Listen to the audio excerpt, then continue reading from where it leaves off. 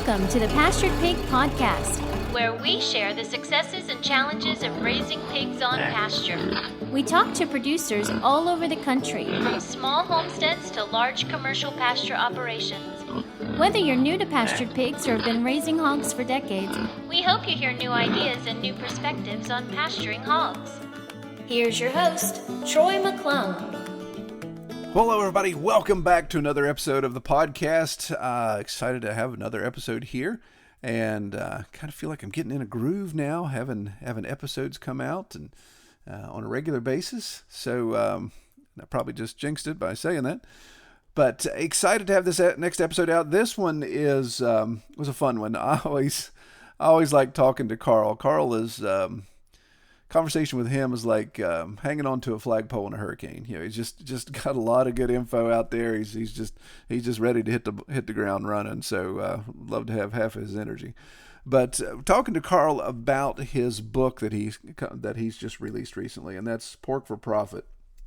And the reason why I wanted to do this, you guys may think, oh, Troy's kissing Carl's butt. Now, I really think I had a copy of the book. I did all the things you should do for a true book review. I got the book in advance. I read through it. I made notes.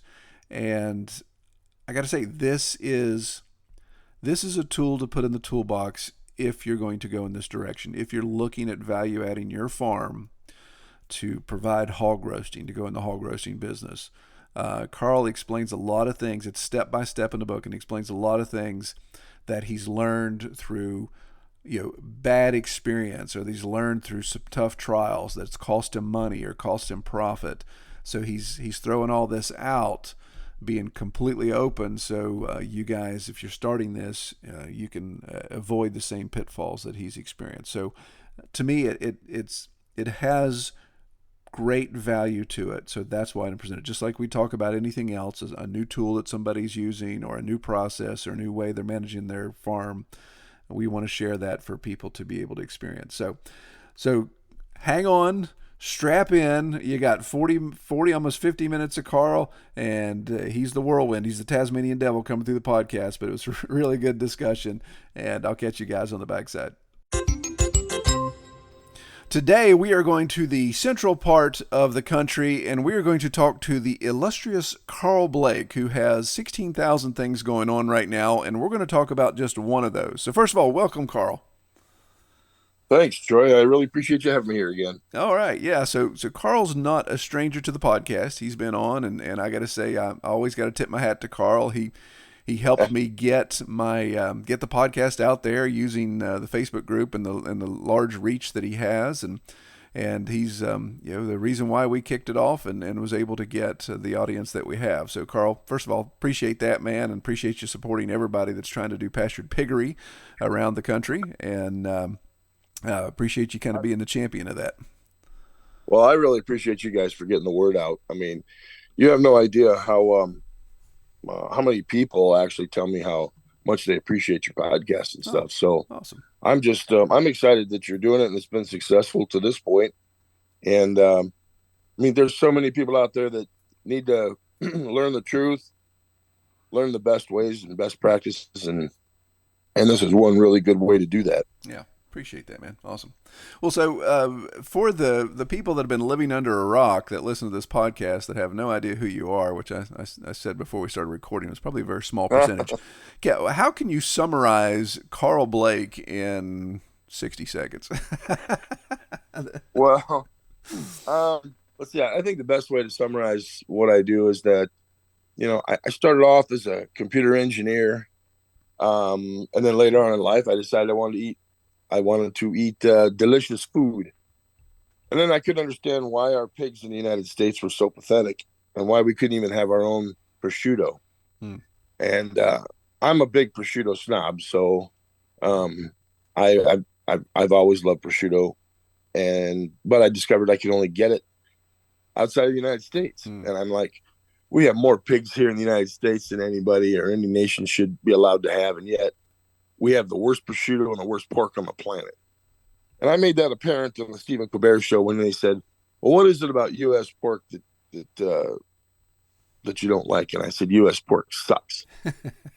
And everybody that's got a pasture pig out there has eaten a pasture pig versus a pig raised in confinement. They know exactly what I'm talking about. Yep. So it's not like this is rocket science or anything else. So I decided I was going to try to make a new pig.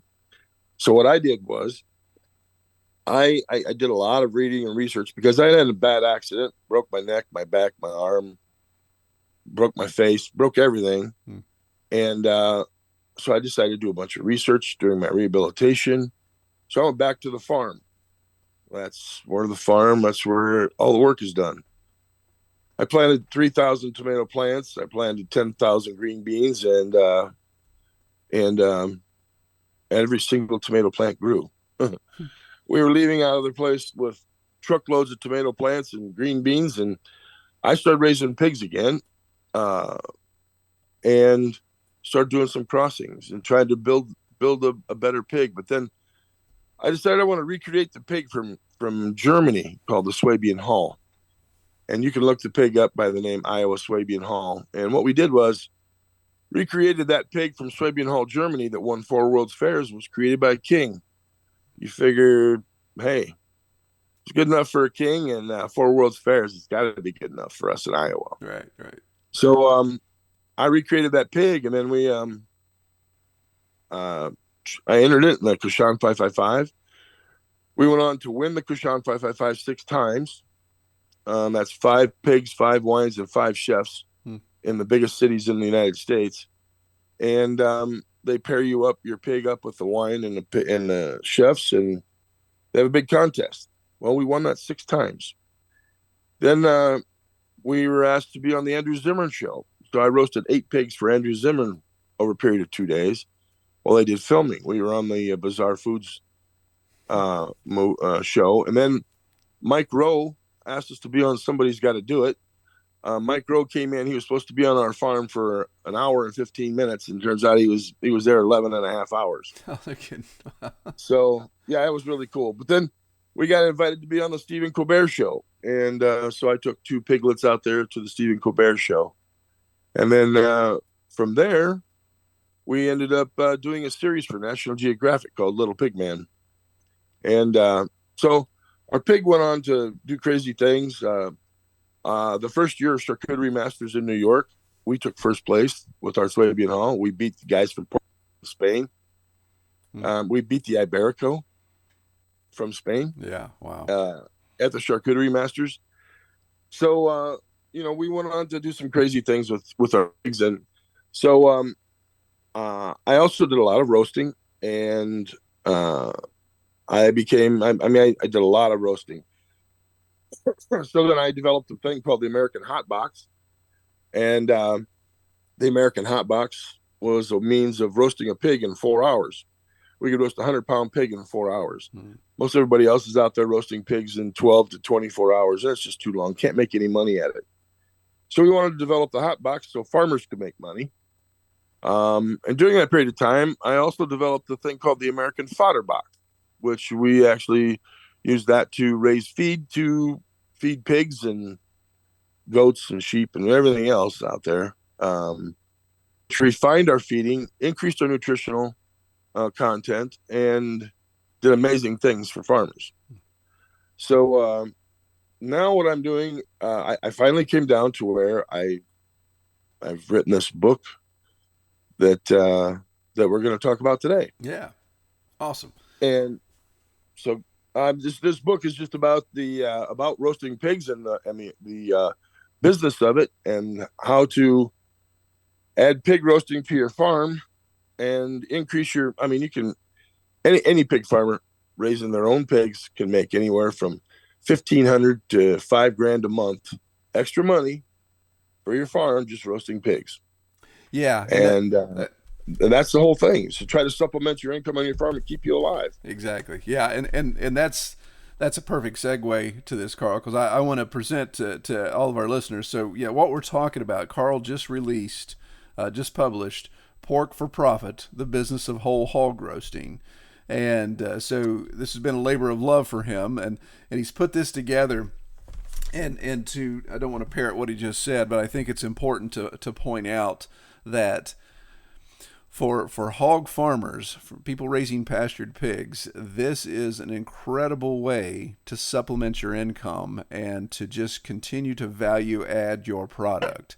So when you raise a good quality hog and you sell it for custom processing, you sell it for cuts, then you get that benefit from it. But when you get to actually take it all the way through to preparing it for people, then you get the maximum profit potential for each one of those hogs. And we'll get into this in a second about even, it could be used in a cull process. It could be, there's all kinds of things you can use to help even manage the farm inventory as well. But we'll get into that in a second. But first of all, Carl, so why this book and why now? Why was it the time to put this book together? Because you're an entrepreneurial spirit. You've got tons of things going on. Why take the time now to sit down and write this book?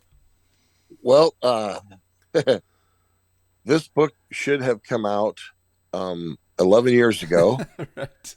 And then it should have come out 4 years prior to that. I had worked with somebody else on trying to, I wrote the book and then I wanted somebody else to edit it. But then what happened was the guy who was helping me edit it decided he wanted to own the book. Oh, nice. So he wanted to sell me back my own book. And I said, no. So I rewrote the book since that period of time. And a lot of people know me. I'm just kind of I procrastinate. And I'm gonna do it. I when I say I'm gonna do something, I'm gonna do it. It just may not be now, but it's going to get done. It's just that I had to work on it a long time. But I've been writing chapter after chapter of the book, and then I would come up with something new that we did at an event, and I'd be like, oh, I need to add that to the book. And so I added it all to the book. And then this last year, January, one of my famous admins in our group. She is amazing. She's unbelievable with pigs, and she started writing books, and she kind of stuck me in the side and stuck me with a pin, and she's just like, you need to do this and you need to get this done. I've heard about this book for 8 years now. You need to write the damn thing. And so I wrote it, and with January's help, and she pointed out what I needed to do and things like that, and I finally got it edited, and then I went full force into it. I started my own, if you want to write a book, I started my own publishing company called Blake Publishing. Mm-hmm. So I'm publishing several books now for other people, but I'm publishing my own books now, and I've got several in the works. So it became more addicting than anything. Right. Because now I can just take the writing and all the stuff that's in my head, and it just comes out a lot easier when I just sit down and I start writing or dictating. And next thing I know, I got 4 or 5 chapters done. Then I got 6 or 7 chapters done. And then you just go through and fine tune it. And then I published it. I published it on Amazon. It's going to be on Apple and several others here in the next month. I had to wait 90 days to be on Amazon, only on Amazon, and then I could put it on other places to publish it. But the reason I wrote it now was because now is the time. I really felt like right now is the time for people. They need to make more capital, add more to their farm. And rather than just talk about it, I'd rather write it, put it down on paper so they can know exactly how to do it. And then call, ask questions, email me, whatever you want. I'm glad to help. I do that for the pig people. I take phone calls, pig people farrowing at 3:00 in the morning, and they're totally wigged out and don't know what to do. And I talk them out of the clouds, and and everything turns out happy and fine. Yeah. And there's a lot of that going on. So I do a lot of that throughout the day, the week, and the nights. And just this last weekend, I had like 12, 13 people, or maybe more, I don't know, that were roasting pigs at all these events, and they were using this American hot box that I developed. And they all have perfect pig. They all start off, they're not sure, they're not this. And then all of a sudden, when the people try the pork and they eat it, they're like, my God, that's the best pork I've ever eaten in my life. All of a sudden, they're expert pig roasters. Next time around, they know what to do to change things, make things different. It really works out well for them. And it really does. The pig roasting method I have developed is slick, easy, clean, and simple. 6 hours, you could be in and out, and you make $150 an hour. I mean, it's that simple, and it can make anybody look good because the pig turns out perfect. I've developed and designed it so that you have to really, really try hard to make a pig uh, not be roasted properly. Yeah. But then the book itself was about the business or pork for profit. And you touched upon that a few moments ago when you said coal pigs. The coolest thing you can do, get this. So every litter you got one, maybe two pigs that aren't growing as fast as the others, or maybe we got one at, like I had one, he walked in circles, called him Silly Willy. Everywhere he went, he walked in circles. Well, he's never going to grow up to be the big giant pig that you want him to be, but he can hit 100, 150 pounds, no problem. But you would normally cull these pigs, give them away, or pass them out, or in a lot of cases in confinement, people, they just kill them all. Yeah. They just bam, bam, slam their head on the concrete, throw them in the skid loader, and that's done. Well, in pasture pigs, each one of you knows that every piglet is extremely important, no matter if they walk in circles or not. That pig, you could grow those coal pigs. I put those all in a different pen because they all grow at a slower rate. So you feed them, you give them a full feed, and they don't have to fight with each other because they're all just in there. They're just happy to be there. Well, those pigs will grow up, and they're not worth anything to you. But if you do pig roasts, and you do pig roasts on the sides or monthly or whatever, those pigs are now worth $5.50 to $6, $7 a pound. Just the way they are. Yeah. Now you're gaining your money back. Now you roast that pig, and on top of that, you're going to make another $5 to $6 an hour per pound to roast that pig. So here you got $1,000 on a 100-pound pig that you were going to throw away before. You just made $1,000 on that pig. You may have made more on that pig than the last one you processed. Yeah. Because processing prices are so high. Yeah. So I mean, we have a way to try to turn around a situation that is a dead end, and we turn that around to our benefit. I mean, three-legged pigs are great for that too. A pig that's been stepped on, or all those pigs end up becoming a profit center, and that's a really neat thing to be able to do in our farming world, is to take a profit center that is not a profit center, it usually costs us money, and turn it into a profit center, because we need to find new and better ways to be able to take care of our animals and produce animals and produce more of them. And, even the fodder system that was designed because we eliminated the meds on the pigs. If you feed pigs fodder, you eliminate the meds. I mean, if that's, looking at $1,000 or $2,000 a year for, I'm talking about a medium size, 100 pigs a year, 500 pigs a year, 50 pigs a year still is a good sized farm. But you eliminate all those meds, and the pigs are so much healthier. They grow faster. They grow better. Your environment is better. I mean, that's why, and the fodder does that. So when we try to couple all these things together, we're really trying to help the farmers do better and more work. I mean, even the farming tools that we make a castration tool, and we make a castration tool and a deherring tool. Mm-hmm. And we sell those I sell them all over the United States. And we have great success with that because they're simple, they work very well, and they help farmers. Yeah. And that's what the book is here for now, is we're trying to make produce a book that is done by somebody who's experienced.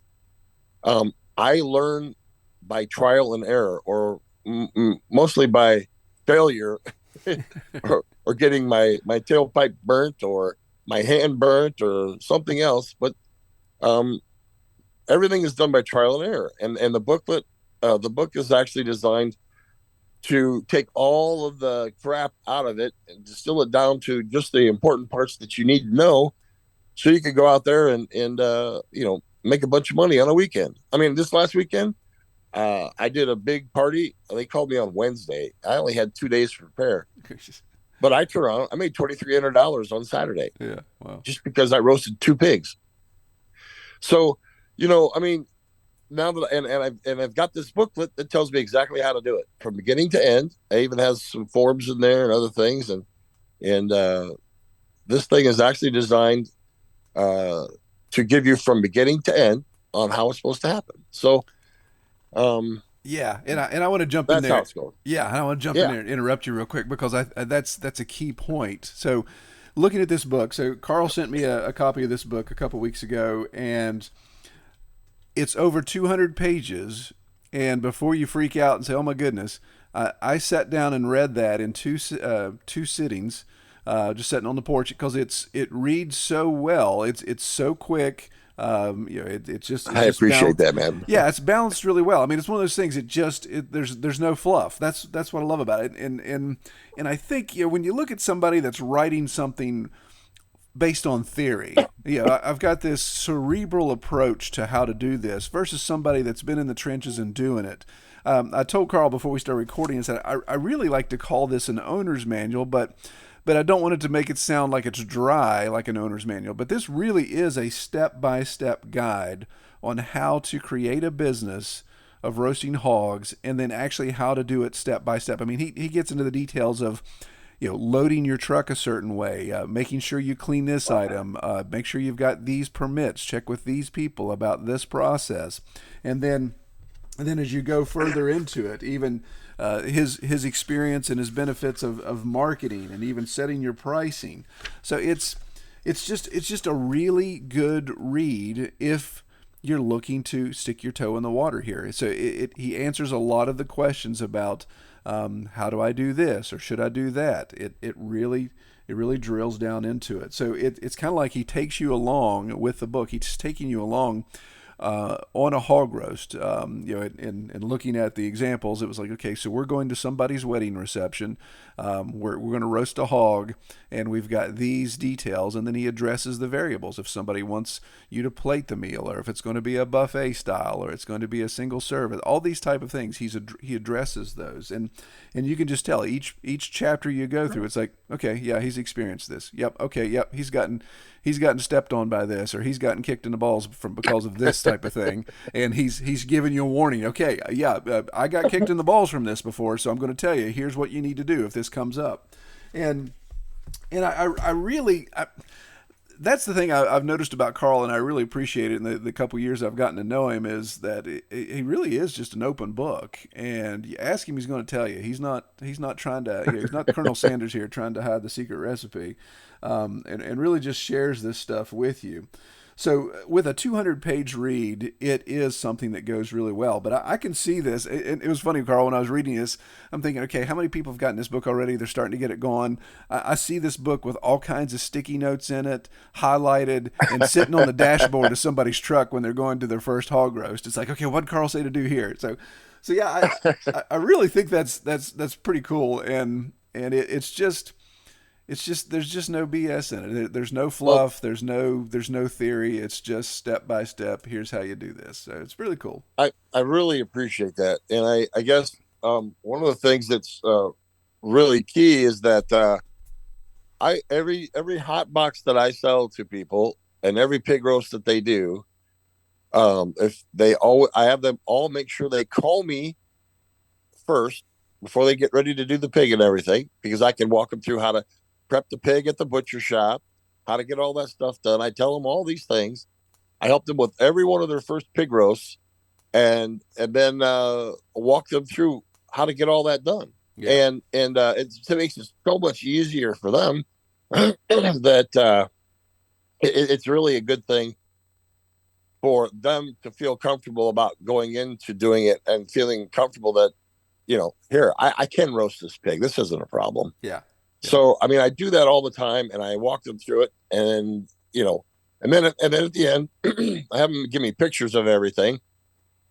I post those pictures on my website, and I let people see all that stuff, Mhm. and and they love that, and when they have a pig that turns out, and everybody's over there saying, "Oh my God, that pig tastes so good," and I mean that is immediate. That's not delayed gratification. That's immediate gratification, because those people like that. They didn't come up to pull your leg or feed you full of shit. They said, That is the best pork I've ever put in my mouth. I had people come from Korea that couldn't speak English, read about me in Korea, and they flew here to Mount Vernon, Iowa to try my pig. Yeah. And they tried it, they ate it, and they spent 2 days trying to find me in Iowa so they could tell me personally that is the best pork I put in my mouth. Yeah, which is high praise for And I thought, Koreans because that's they know so how cool. to do pigs. That's right. So yeah, exactly. It is just it's a neat thing. And so when you roast them and when you can roast the pig and all of a sudden you can walk away with profit, you're not selling your chickens $2 under profit or your eggs 50 cents cheaper than you can raise them. You're making profit. Profit feels so good. Yeah. And then on top of that, when you can make a product that just blows their mind, man, I can sleep at night. Yeah. Yeah. That's awesome. So real quick, you've mentioned the American Hot Box multiple times, and I want the readers to hear, if they have this book and they say, okay, I want to do this, and I want to start with this book. The question is, do I have to have an American Hot Box for this book to even be of value to me? No, absolutely not. Yeah. The only reason that, I mean, the hot box was designed because we can roast a pig in 100-pound pig in 4 hours. And you cannot make money roasting a pig 12 to 24 hours. Right. I got into an argument with a guy on Saturday that, he was telling me that they make money on a pig roast that takes, 14 to 20 hours. And I said, that's not possible. And then he says, and I said, it's not possible today. And he says, oh yeah, you just charge enough. I said, but in the end, when you roast it with that pig roaster and the skin is rubbery, I said, you may get that one guy and you may stick him with a bill like big enough to make you money. But I said, you'll never do another one that guy ever talks to. I guarantee it. When I go do a pig, not only do they ask me to come back, but I get 40 or 50 others wanting to know when I'm going to come back and where I'm going to be next so they can come eat my pig. Yeah. There's a difference. My hot box can roast a pig and it takes the skin and actually it crisps the skin up and turns it into chicharrones. Yeah. And ask a Mexican how much they like chicharrones. Exactly.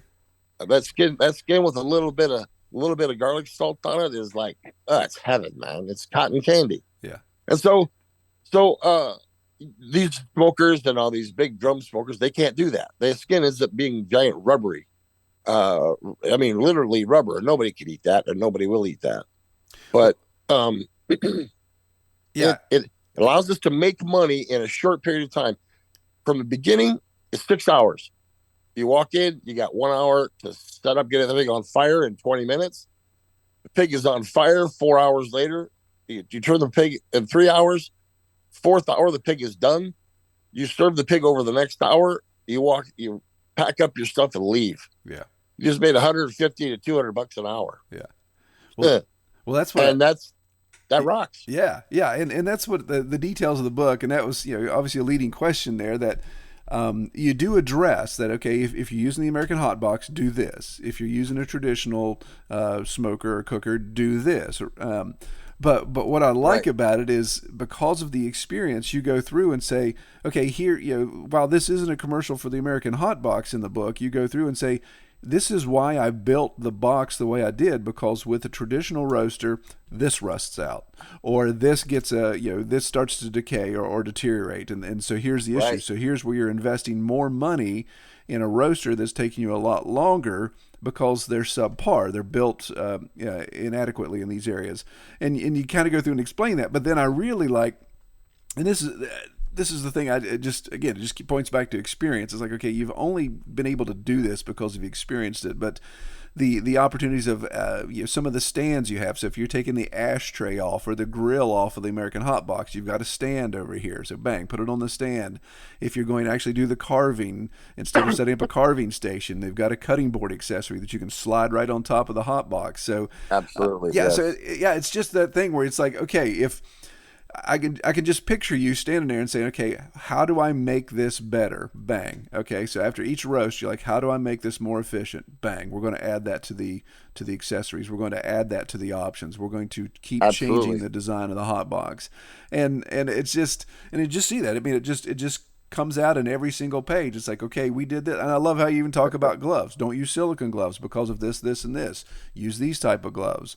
And, put this here, put that there. Have your waist, if you're going to be saving bones or whatever, have a cooler right underneath the hot box. And we've got holes that you can drop it right down through. So it's just all these little details that say that, yeah, the book can be standalone with any roaster, but ideally with the experience that Carl's shown. I mean, if you're going to go out and start a new business, you're going to have to buy this equipment anyway. So why not invest in something that fits really well with a step-by-step guide that you have instead of somebody else's fluff or theory and how to set this up. So Let, let me take that one step further please. and point out that my 80-year-old uncles, okay, they grew up in the Depression. Mm-hmm.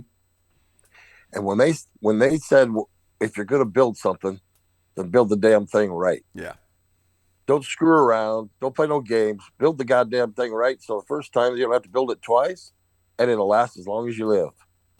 Well, those two old boys, I mean, they were so hardcore. My Uncle Louie, if his car didn't work, he had 20 miles. He started walking at midnight, and he went to work. He never missed. He never missed, and he was never late. Yeah. Those are hard. Those are hard men, and those are hard men to come by even today. But you know what? I learned a lot from them. And when I built my hot box, I saw the other ones that were out there, and the most expensive one, it being at $12.99. My competitor, that's supposed to be their pro box, the fanciest one they make, and blah blah blah. Well, you know what? It does. Most of the parts don't last you 2 years. Yeah. My hot box will last until forever. Oh yeah. It will last your lifetime. It will last your children's lifetime. Even the people that do the UL listing couldn't come up with a test to determine how long the top of my hot box would last before it would fail. They told me they couldn't design a test to even do that. So my hot box will keep working as long as you live, and you pass it down to your kids. Or you want resale value, you can get your money out of the box for what you paid for it. Yeah. So, there's these things that have been developed. They told me I couldn't make one out of stainless steel. Well, here I was in the back room, and I built one out of stainless steel. Sure, it took a lot of time because stainless steel has, I don't know if you know it or not, but stainless steel expands and contracts, but it also has torsion. So it'll actually twist. So without knowing all those properties and knowing them so intimately, you can't get your tolerances correct. You can't make anything work. But every detail in the hot box is thought out extensively. So, and each one is made there so that we don't get burnt, we don't get hurt, but yet it can actually roast a pig without burning it, and it'll roast that pig. It not only roasts a pig, but we can roast chickens. I got a guy who bought it just to roast goats. Oh, no good. I had to remove all of the pig pig references off the box. Yeah. Because they could only roast goats in it. Yeah. And but I got guys, and it's got it's got 3 different rotisseries. You can rotisserie chickens while you're cooking a pig inside.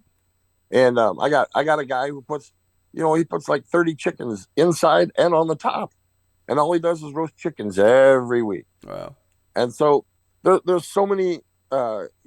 It's been designed and built so that even my cutting board is HTPE. It's NSF quality, so it's certified for human consumption. All those things, that has a portal in it, and it's designed so that all of the stuff in your presentation is perfect. Your presentation is very professional, very tight. We put advertising on them. I mean, if you can see where I put all of the farms that we do, I put their logos on the side, and we print them on there, and we do some really cool stuff with it so that they can market their name. I mean, I do that for like weddings. I'll put a big heart with an arrow through it and put, Jim and Jenny here, wedding, blah, blah, blah. And they love to take pictures in that. And you know what? I had people that I've done this with like 12 years ago. that still send me pictures of their wedding with the hot box and That's the great. pig on top. Yeah. And that's so cool, man. I mean, that is so cool. My hot box is right there in the picture. Yeah. Well, that's what I like. And so that's neat. Yeah, that's why, like you said in the book, that when you get to this certain point where the hog's done, then prepare for pictures. And you're like, no, seriously, prepare for pictures. You'll be surprised how many people will say, hey, I want to get a picture of the roasted hog before we cut into it. And it's just, again, it's just really neat that you're speaking from experience. It's like, this is going to happen. When you get to this point, when you produce this product, people are so excited about it that make sure you've got time in your function there to say, okay, yeah, let's stop and get a picture with everybody. And you know, kind of that celebrity status that goes with, this is the guy that roasted our hog for our wedding. So yeah, very cool. Well, one of the more interesting ones that always comes to mind is I uh, I was asked to do a gay wedding. Mm. Two guys wanted to get married, and I'm like, wow, I've never done that before. I don't even know what that's like. But I will tell you right now that it was the best party I've ever been to in my life. It was it was the best wedding I'd ever been to. But I couldn't understand it though because I was out roasting that pig and there was a little black cloud. We were out on a farm out in the middle of nowhere, Yeah. and the farm had all been set up and prepared for this big shindig.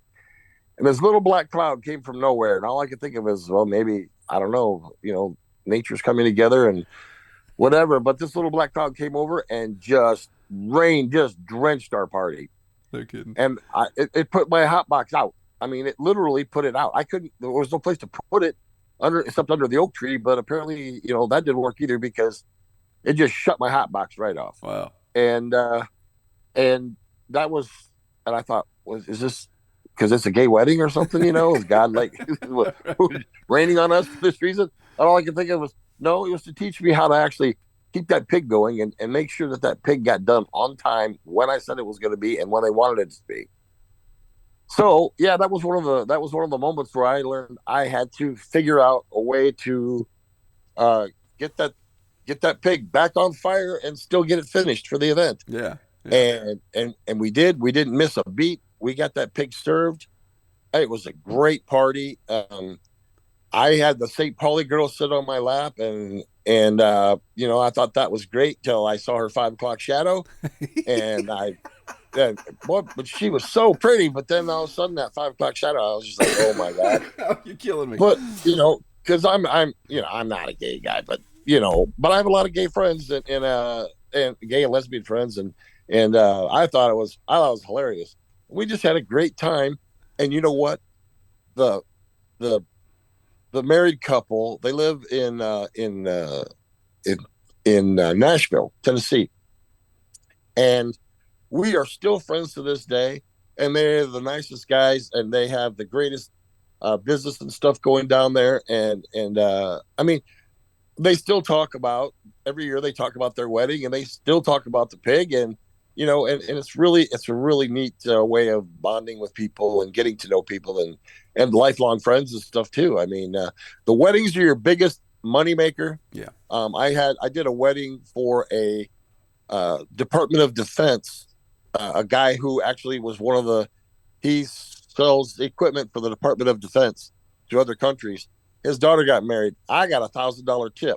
Oh wow! At the end of he walked up and he handed me cash, split it in my hand, and like he'd done it before, and I was like, wow! And later on, I pulled it out, looked at it, and it was like $100 bills, and I just about freaked out. That's great. But they were so happy with the way that it turned out and the wedding, his daughter's wedding, and they were so happy with the way that the pork and our show and the whole bit came together that he was willing to give me a big tip, and I felt like that was a neat thing. And there's a lot of gratification comes with people that come up to you at the end and say, that's really good. Now, if you raise the pig yourself, you raise the pig and you roast that pig and you serve that pig, and they come up and tell you that is the best pork I've ever eaten. You that sense of satisfaction, you cannot beat that. Yeah, yeah. That's like hitting a home run in a baseball game, or that's like catching a 50-yard touchdown. I mean, it's just it's you just can't beat it. Yeah. And that's what my book is about. It's about trying to help you become successful at it. And if the book isn't enough, I leave my phone number and my email and everything right in the book. So Yeah. Well, uh, let's talk I'm about glad to help. yeah, let's talk about that for a second because the book isn't just the book. It isn't just 200 pages. What I was really appreciative of and made a note here is you have links to a lot of the resources that you talk about here. So Oh yeah. explain that a little bit. So it's there's digital editions, there's digital resources that come along with the purchase of this book. Can you explain that? Well, like for instance, uh, thermostats or thermometers we use. I use Tapacue, Tappecue, Tapacue. Um, why do I use them? Well, there's several reasons. In the spirit of always trying to help other farmers and other individuals, uh, we have this great lady. She owns Tapacue. She started the business. She writes the software. She does all of the software and everything herself. And then they designed this great thermometer. And uh, it has 8 probes on it. It does amazing things. But her newest stuff is so cool. Her newest stuff is the air probe, which is a probe that has no wires, and you can stick 3 or 4 of them right in your pig in the box, and you can read all of them at the same time. They don't have batteries that explode like all the others do. They actually have one that'll run 29 hours on a charge. Mm. Wow. And so I like to have, I like to use their products, not only because they're the best, but everyone's trying to copy them. Fireboard and some others stole all of her, a lot of her work. Uh, but she still makes the best out there. And she lives in Kansas City. And so, she's from here. She designed and built it. And her son has helped and her husband. But it's just an amazing product. And I leave a link in there so that you can go to her products and see what they have, and I recommend them fully. Now, I also recommend that thermostat, the same one, for all the freezers, for your freezers that are out there in your farm that you put all your meat and stuff in for your weekends and things like that. Well, I recommend her product because it has an alarm on it. It can go on your phone. It can go on your watch. You could do all kinds of stuff with it, and it allows you to save your farm. I mean, my freezer is my savings account. I keep a lot of meat in there, and I sell it as needed, or I sell it to try to get it moved out so I can bring in new. But that's my savings account.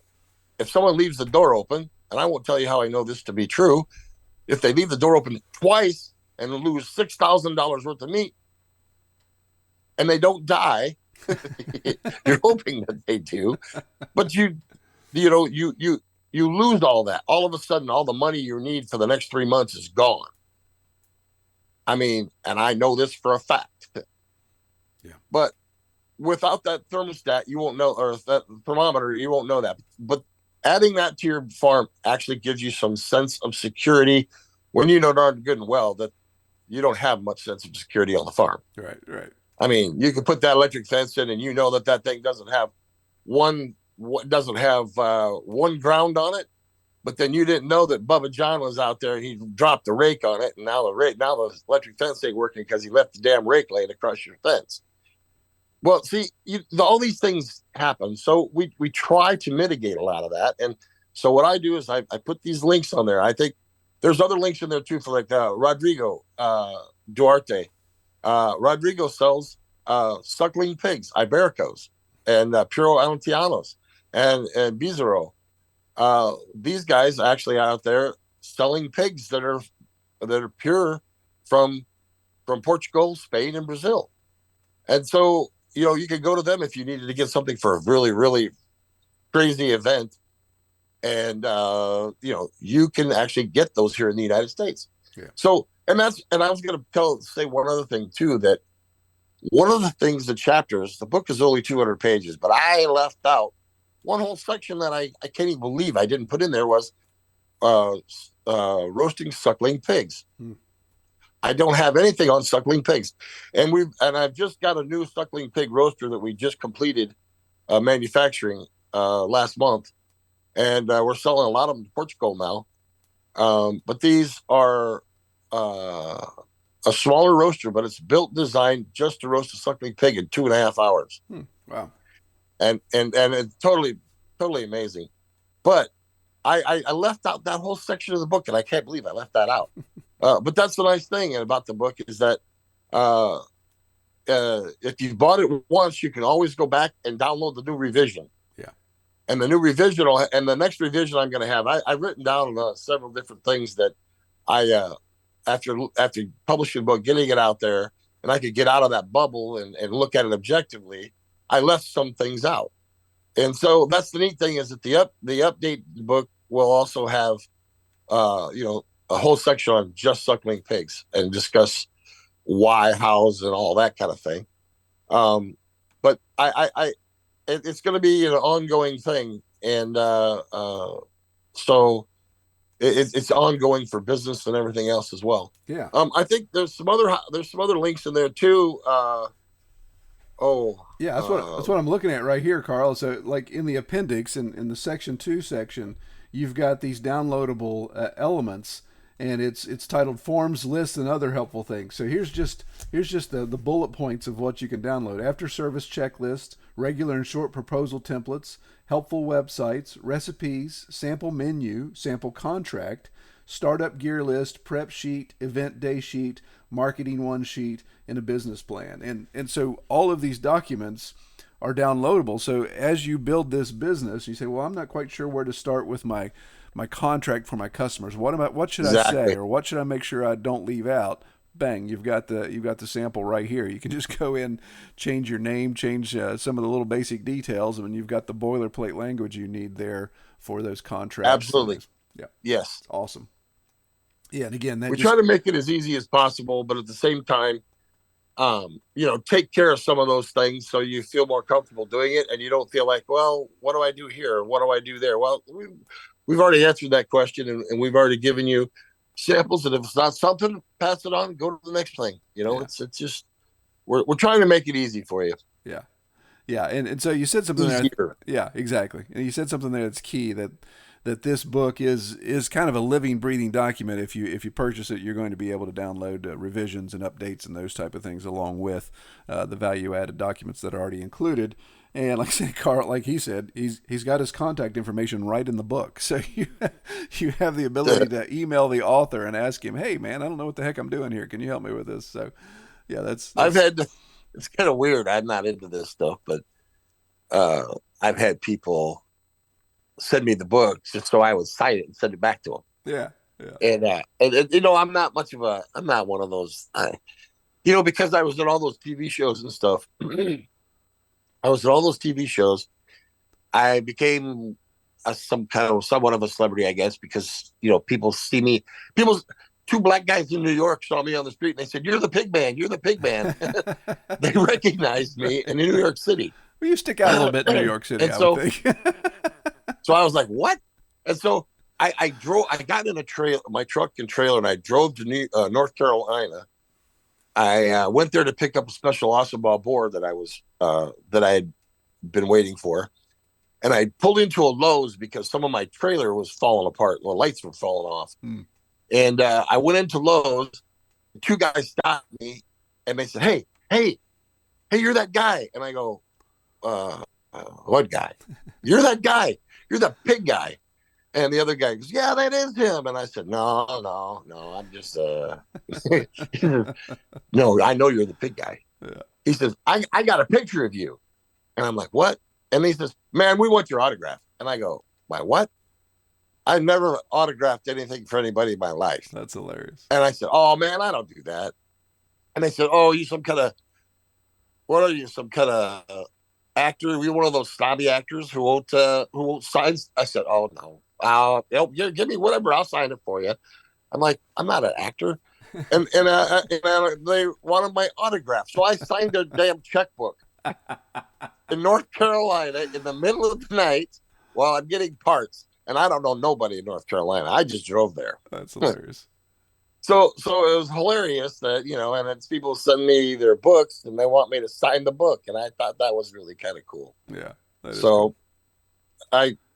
I it's this whole thing has been kind of you know, kind of, I don't know, surreal in a lot of ways Right. because of things. But you know what? If I can help more farmers do their thing and get better at what they're doing and really see when they can see results in the way the pig tastes, in the way the pig grows, in the way that how parasites affect them.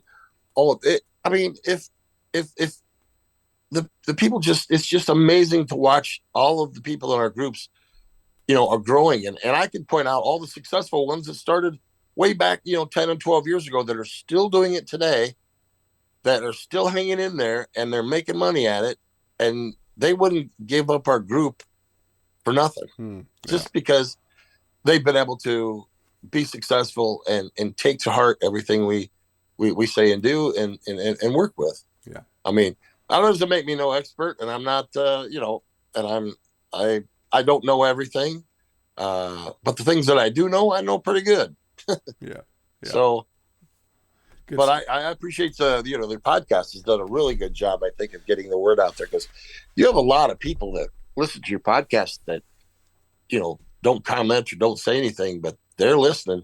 I mean, you got lots of numbers I think you don't even know about. Yeah, yeah, it's just been amazing. You think it's a finite audience in my mind, and it's like, well, there's only so many people that would find this interesting, but Yeah. it seems to grow. There's more people interested. I think what makes the podcast so good is just talking to all these different people. If it was just me going on for an hour, it would be very boring. So just everyone bringing their own their own personality in, the value, the experiences, all those things. I think it's just become a pretty cool little resource. Oh, absolutely. And with all the stuff going on out there now, I mean, we've got over 30. We have 30 or 40,000 members now in our group. Yeah.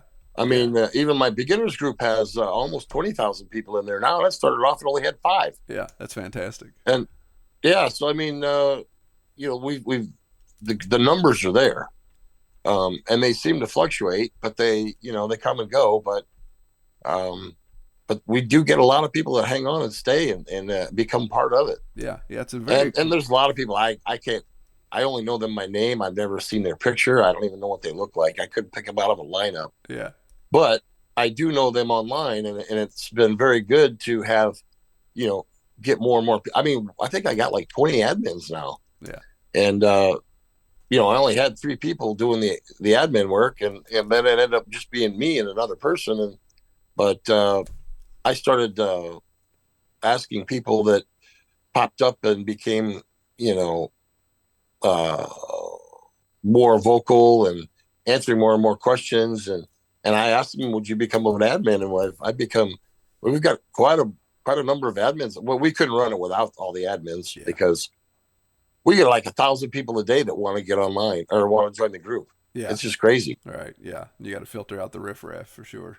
Well, that's the other part. Out of 1,000 people, you got to filter out the 30 that are going to be shitheads when they come into the group and want to advertise, some weird thing. Right. Yeah. And that's one of the things, I've tried my best is not to advertise in my groups. I don't mind. I allow those that like you. I tell you can advertise your stuff all you want in my groups, and that's fine. But I'm not having some, all this riffraff in there trying to advertise junk and things, and I'll advertise my personal stuff. But other than that, we try to keep it so that it's clean and it's a good place to go and people don't have to worry about, Yeah. I mean, I run into a lot of guys lately who they come on there and they're on there for a day, and then all of a sudden they're cutting people down and they're, they're doing, I'm just being rude, and they just go away. Yeah. I don't have time for that drama. Yeah. Yeah. The whole point of it is to be a resource of learning, not another social media, snake pit, but awesome. Right. Not another social media snake pit. That's so true. Yeah. Absolutely. Well, Carl, I want to be sensitive to your time, but I want to make sure we tell people. So right now, where is the book available for purchase? The book is available for purchase on Amazon. You can just go to Amazon and look up Pork for Profit or my name, Carl Blake. Awesome. Or or the business of pork, of hog roasting. But it's all on Amazon. There's a paperback version, there's a hardcover, and there is an online downloadable version, a Kindle version. Yeah. And I will have it on my website here soon. And all of our farm tools and everything else. Awesome. That's the Blake. It's actually www.blakepowersports.com. Okay. And that's where all my farm tools will be and all that kind of stuff. But Amazon is where it's at right now. It's not at Apple or Barnes & Noble yet, but it will be in the next month. Awesome. Very good. Very good.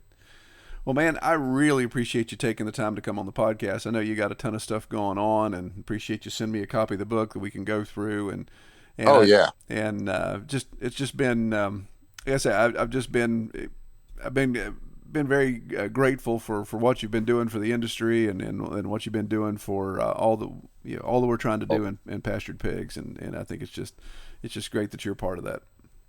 Well, I really appreciate that, Troy, and I like your podcast and I like what you're doing, and I really appreciate that a lot. And talking about my the book and stuff is it's been a really good time, and I really appreciate it. Yeah.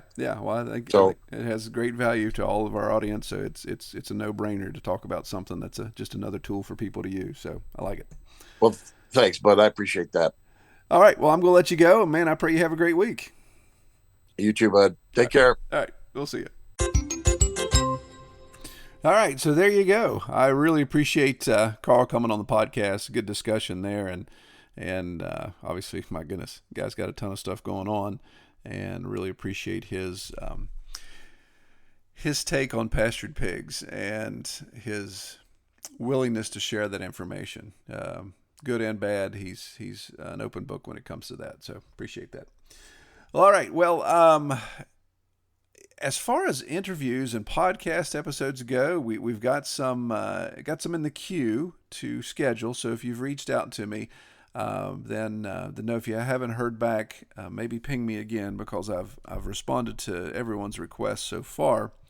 But I've noticed that sometimes it's funny, you know how websites work. Sometimes your form entries for some reason get caught in my spam filter, so I'm going back and going through those. So if you did submit a form and you haven't heard from me, yay or nay, either way, that means I have not seen it. I only think there's maybe been one or two over the past 6 months, but I just want to make sure that nothing got lost.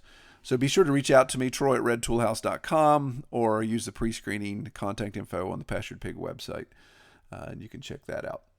Well, all right. Well, just a quick update. I think I may have teased this. With doing these bumpers at the time of recording the interview, it kind of throws me off a little bit, so I can't remember exactly what I've said. But we have decided we are going to phase out our genetics. We have our large black Tamworth cross that we've had for a while, a couple breeding pair, and I've been happy with them overall. Like I said, we've had some disease that's been introduced that's been affecting our farrowing. So we're going to just, I think, phase those out. I've just really been excited with playing with different breeds. It's, over the 12 years I've been doing this now, just introducing new breeds. So introducing new breeds to our farm, not new breeds in general, but things that we haven't, breeds that we haven't tried before. So we're going to explore some more, man. We're going to looking around for people that are raising quality animals on their farm, and probably making a purchase in January of 2025 to get some new breed lines on, and just see how that goes. To me, it's like a little science experiment each time. I just enjoy doing it. But if you want to be on the podcast, or you know somebody that should be on the podcast, or a topic we should discover, just reach out to me.